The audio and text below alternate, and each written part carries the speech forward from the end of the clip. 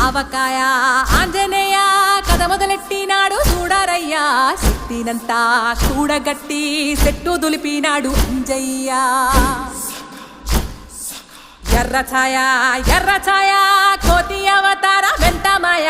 కత్తి సేత పట్టకుండా కాయ కోసినాడు కపిలయ్య